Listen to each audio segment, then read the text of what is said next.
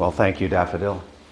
I thank Duff and Larry for putting this together, and Tommy for inviting me. This is still at the speculative stage. We're organizing, we have been for 2 years, and we still expect that this facility is 2 to 3 years out in the future before it's actually going to be completed. But we're glad to talk about it, and in addition to me, Frank King, who is one of our volunteers. Frank, you can wave at us. You're not listening? Yeah, okay. Frank is an essential part of this as well. So we appreciate his being here. If you have questions, interrupt any time. I know it will take away from the Cowboys game a little bit. I asked Tommy how much time I have. He said 30 to 40 minutes. I've got 52 slides, so we better get going. Okay. This is the historic marker that is on the bicycle trail in Arlington. Some of you may have seen it if you've been there. It talks about the fort, but it's about a mile away from where the fort actually was. Okay, it doesn't want to go to this slide. There. That's where the Bird's Fort actually was. And this is a map that was drawn in 1904, so it's 60-some years after the fort was built and about 60 years after it was abandoned. And this was done by a Tarrant County surveyor. And this is where the blockhouse was, according to him, and he saw it. He saw it in 1866. And there was a spring down here. And this just about made our developer flip out when he saw that there were graves that were supposed to be there. But the graves were apparently excavated away in the 1970s by gravel pit operations, so nobody knows what's happened to those. But unfortunately, they're gone. This is the same place, and you can see now the same lake formation that's there. This is a crescent-shaped lake, which was part of the Trinity that was isolated off, one of the very few natural lakes in the area, which is why they picked it for the fort. And now you see it's surrounded by houses and an elementary school. And we plan to have those kids walking over to here, which is where the cultural center is planned to be. So that's what we have in mind. We have more than just the treaty that we're talking about. We said we're going to build this thing, we're going to call it a cultural center, and we're going to put it where Bird's Fort was. But we've got other stories to tell. We've got dinosaurs, fossils that have been found in the subdivision. We have certainly Native Americans that were there for many hundreds of years. The Bird's Fort settlers, the Snively expedition, which is actually mentioned in the historic marker. We'll talk about that.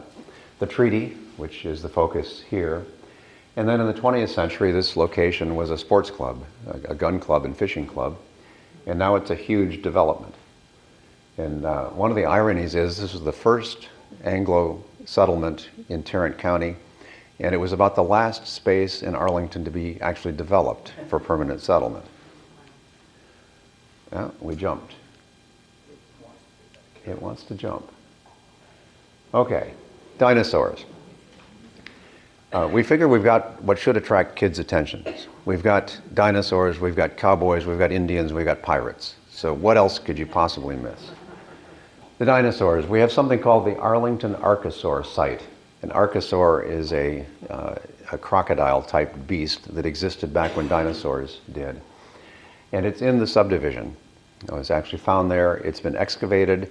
The fossils are at the Perot Museum downtown, and we expect to have those on loan back to us at the Cultural Center eventually to use. There are dinosaurs. Protohedrus is one of the ones that was found there. The crocodile is at Deltasuchus. Other animals, lungfish and plants, fossils have been found. And this is part of the Woodbine Formation, which existed in the Cretaceous period, which is about 66 million years ago plus. And it has all sorts of different animals and plants in it. So that's part of it, part of the story. There's some Deltasuchus on the bottom. Protohedrus is the big dinosaur. Oh, it's skipping again. The Native American Indians, you know the names of the tribes because of the Peace Circle. A lot of those signed the treaty at Bird's Fort and are represented here, right in downtown Grapevine. Some from Texas and some not from Texas who were driven here by United States activity back before the Republic was founded. And then the Republic of Texas, with Houston being the first president, Lamar the second, had very different attitudes towards the Native Americans, as you probably know. Houston, being raised with Cherokees, was very favorable to the Native Americans. Lamar was just the opposite. And with the administration going back and forth, it created some interesting conflict. All right. That's just a typical Caddo hut, which is not a teepee that people would think of, so we'll bring some of that Native American culture to the center. The settlers, Bird's Fort is there because of the Battle of Village Creek, which was in May of 41. After some time, a number of Native American villages were found. There was a battle, not much of a battle. There were about 12 Native Americans killed. There were 2 of the Texas Rangers killed, one of whom was Denton, the county was named after.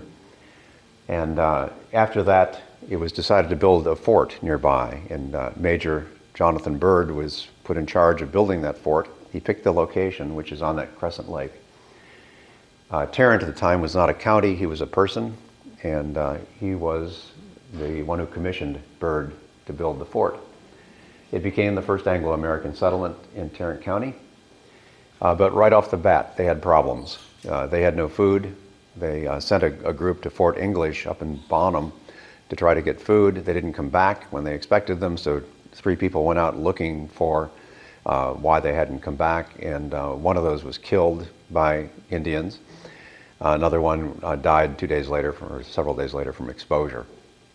But the one who was killed had his dog with him, and for Viridian people who are so much dog lovers, 8 or 9 days later, when they went back to pick up the body, the dog was still there guarding the body, and they brought him back, and he was the first one buried in those graves that you saw. So we got lots of stories. That was at Christmas time, through the snow.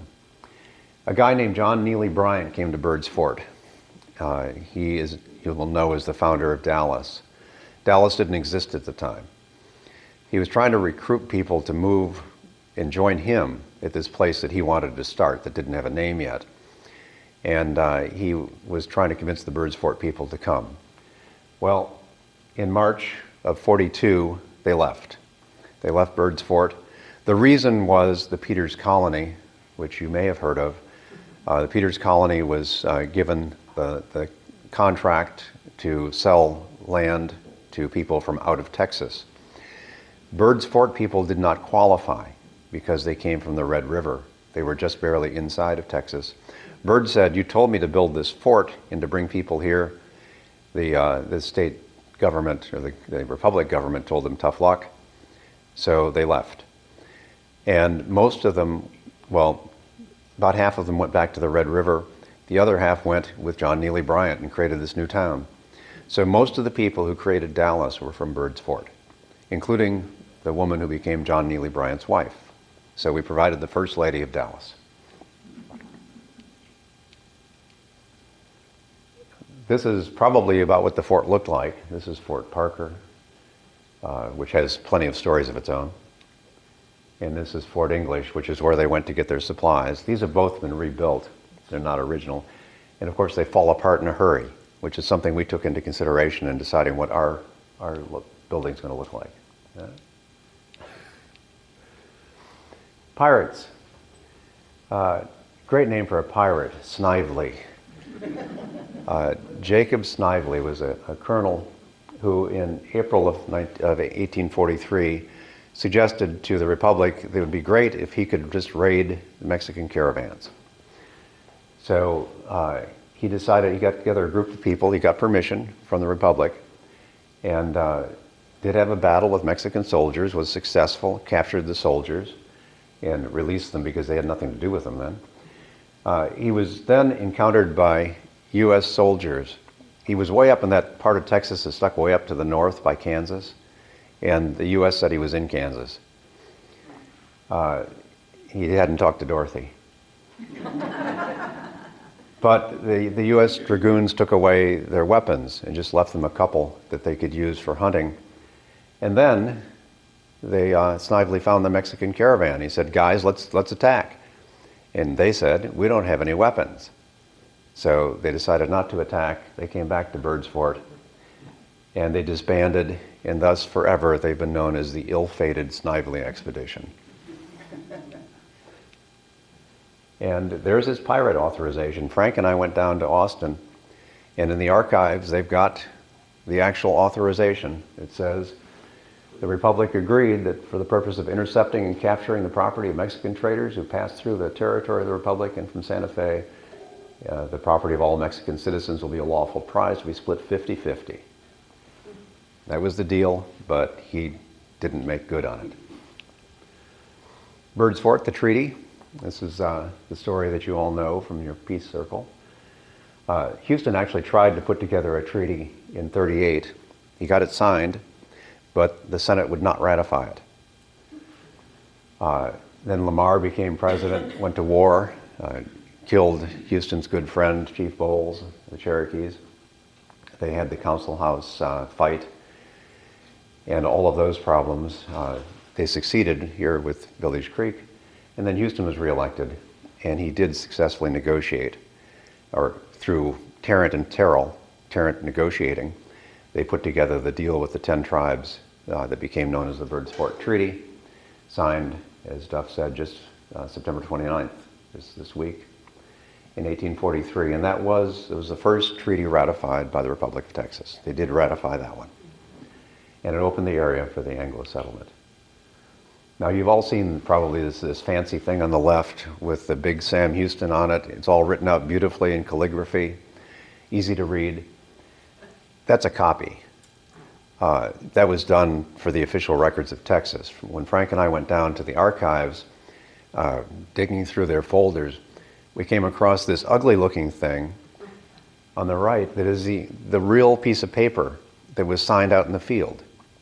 And we knew the thing on the left couldn't be the original because every X is perfect, all drawn by the same person. But here you see, we have this document signed by every tribe with his own X, all different. And with some of them, chicken trotters on here, signed as Chicken Trotter for the Cherokees. His name was Devereaux Bell. He spoke perfect English. He could read and he could write, but he put an X on there. Didn't want to show anybody up. But that's the real thing. It exists, and it's in Austin. Then, not nearly as exciting, it became a gun club, and it was for quite a few years. But this was one reason that the property was preserved, was that the Armentrout family eventually purchased this land that had been the gun club. He was a member of the club, and he hung on to it until 2017. And when he died, his family agreed to sell it to the Viridian developers with the understanding something would be done to commemorate the significance of the site. There were gravel operations all around it, but this site, the 110 acres that Armentrout owned, was preserved. The graves were not. Did they know they were there? I don't know. Some bulldozer operator just scalped it was a 40-foot high ridge where they always put graves up in the high places. They just took it out. Now that's our information. That's from reading the Tarrant County archives, from what they've concluded. This is what the club looked like. This marker here is the 1936 commemorative of 100 years of the Texas Republic, and there were a lot of historic markers put out. That still exists, although it was used for target practice by people in some pretty bad shape. Yeah, think of that. And then finally we had a successful settlement after many unsuccessful attempts, even in the 70s and 80s with the savings and loan crisis. MetroVest Partners put together a whole plan to develop, and then Viridian actually did develop it. And the Armentrout parcel was added in 2017. That's what MetroVest wanted to do. And as you see Viridian here, you'll see some similarities. The island, for example. You see the Armentrout property, the white part. Okay. It skipped. There. That's Viridian today. In the Armentrout property, you see the Crescent Lake in the center and the island. So quite a few houses, 3,500 people in there now. That's a close-up of the lake. And this is in a floodplain for the most part, but this part right here could be built on, and that's where we're going to plan to put the cultural center, is somewhere in there.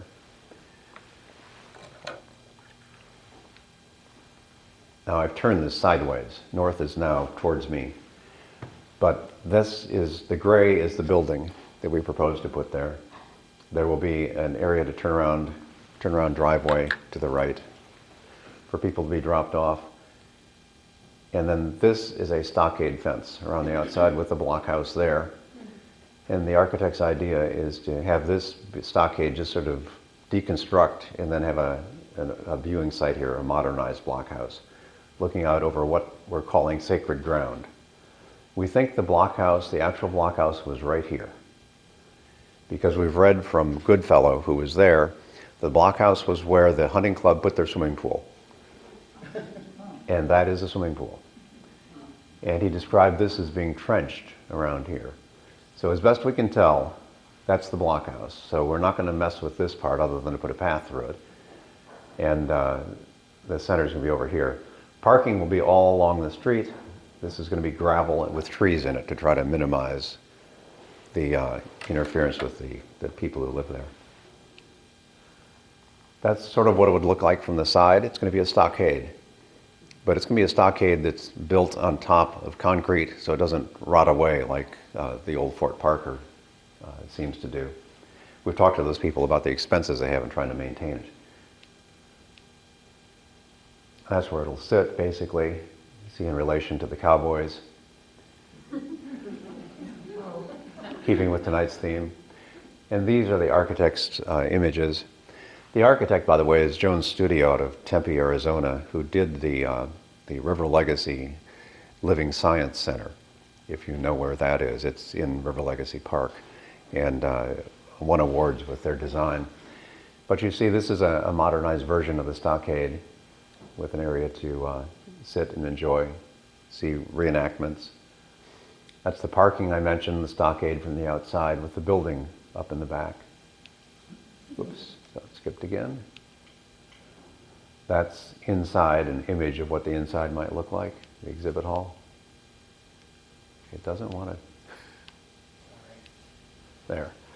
It's a roof terrace on top of the building, which will be open sky. May not be a great idea with this last summer we had. And that's a path going down to the lake.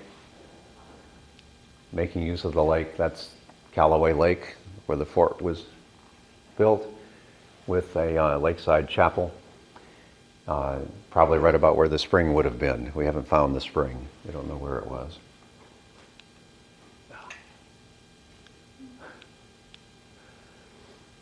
That's what the building looks like in our conceptual design. We have exhibit areas here. That's a classroom. And then there will be gathering areas here for events, an event center.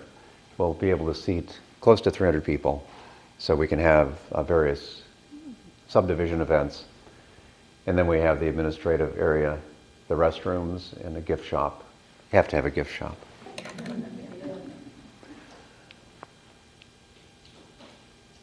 The welcome area, we'll use the outside. And then walking in, there'll be a video screen, an introduction as to what our themes are, the idea of the theme being, what would you have seen if you'd stood here through all the millions of years? That would be the video screen.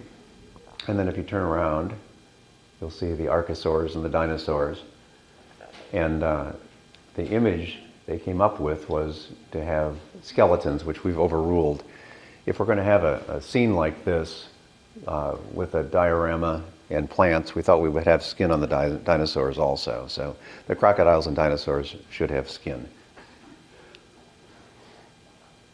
But there'll be viewing stations here, virtual stations to explain what paleontology is and so forth. The study of the dinosaurs. Then the clash of cultures, the exhibit contractors are calling this. the Native Americans and the Anglos. The idea here is that this space will be a hexagon where you can walk around the outside, see various screens, dioramas, and then in the center, this dark area, we intend to have a hologram which will actually move and talk with the signers of the Birdsport Treaty in there. And we have talked to Sally, we may get permission to license your images here in Grapevine to show the representatives who signed the treaty. So we'll talk about the frontier, we'll talk about Lamar and Indian removal, building the fort and abandoning the fort, the reasons for it, the treaty making, and Snively will get some mention.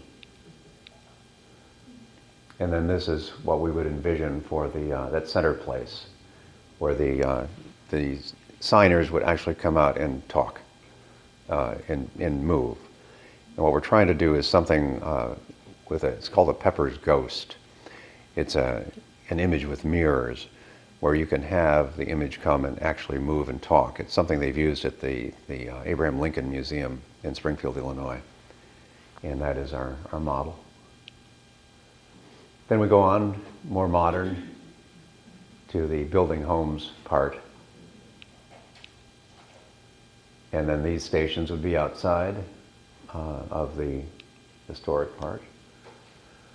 We'll talk about Mosier Valley, to be more inclusive. Mosier Valley, if you don't know, is a community that was right outside of Viridian, right across 157, which was founded by freed slaves who were given land by Mr. Mosier and built a community that was there for over 100 years. The Callaway Lake and Hunting Club will be discussed. And then we'll have screens out here, stories to be told. We'll probably have the Armentrouts tell their story, their family story. And we'll probably give Bob Kimball a chance to tell his Viridian story. And then the outdoors, we're going to make use of this as well. And one of the concepts we have is being able to use your cell phone to actually, at a station, hold the phone up, and you won't see what's actually there, you'll see what used to be there. So if you stand in front of the old swimming pool, you can look at the people. We've got photographs of people in that pool back in the early 1900s. It was built around 1895. And we can try to recreate the blockhouse, show what it would look like. So you could switch on to what would have been there back many, many years ago, or even millions of years ago.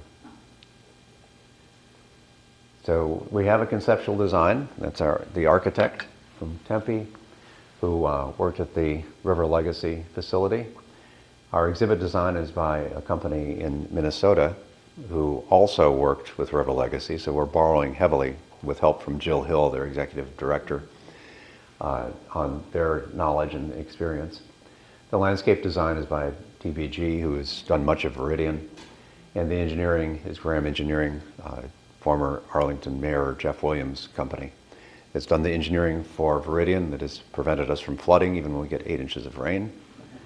So they've done a good job with that. But those are our ideas for something to do. You've got a preview. We haven't even presented this to the city of Arlington yet. That's our next step to get the tax increment redevelopment zone approval. And then we expect to go to final design and to actually build this thing in the next few years. So, an ambitious project. Bob Kimball is one of those people who makes big plans. I grew up in the Chicago area, and there was a guy named Daniel Burnham who was an architect who put much of Chicago together after the Great Fire in 1871. And that was his slogan, make no small plans. That's sort of Bob's story in life. And this is one of those big plans. So any questions you have about, yes? Are you anticipating student tours being there in your cultural center? Yes. Yes, we expect to bring the kids over from the Viridian Elementary School, but also from, which is an HEB district, also from the Arlington ISD. We'll target the classes that are having history as the focus, in Texas history, obviously, but definitely. Yes? How is this being funded? It's being funded through something that's called the Tax Increment Redevelopment Zone. Viridian is Zone 6 in Arlington, and our next steps are to go to the City Council and to the TIRZ, it's called TIRZ, to get approval this fall for the funding. Now, we've got the money already in the fund. It's more a matter of moving it around to allocate it towards the cultural center. The Viridian Municipal Management District is actually a municipal corporation, and it has taxing authority. So all of us who live there pay property taxes to the VMMD. So that's part of the ability to finance as well.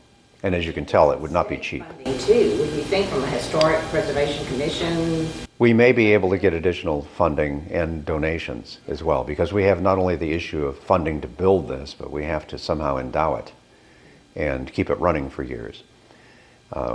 We know from River Legacy that that's a project just to keep everything going from year to year. So it'll be some combination of those things. You need to talk to Jerry Jones or somebody that's got some big bucks. Well, there are lots of big ideas in Arlington. And Jeff Williams has been a big part of that with his museum, his National Medal of Honor Museum, getting underway right now. So, yes, Tommy. Y'all moved a bunch of dirt down there, and I just wondered, is the Callaway Lake going to maintain its integrity that it had, or? The dirt that's been moved by the subdivision has not affected Callaway Lake, but Callaway Lake and Hurricane Creek that feeds it have been affected by the Arlington landfill, which is just to our west. And they cut off some of the supply of Hurricane Creek when the landfill was put together. So the lake is not quite as big as it used to be, but it's pretty similar. There's an island in the lake now that wasn't there before.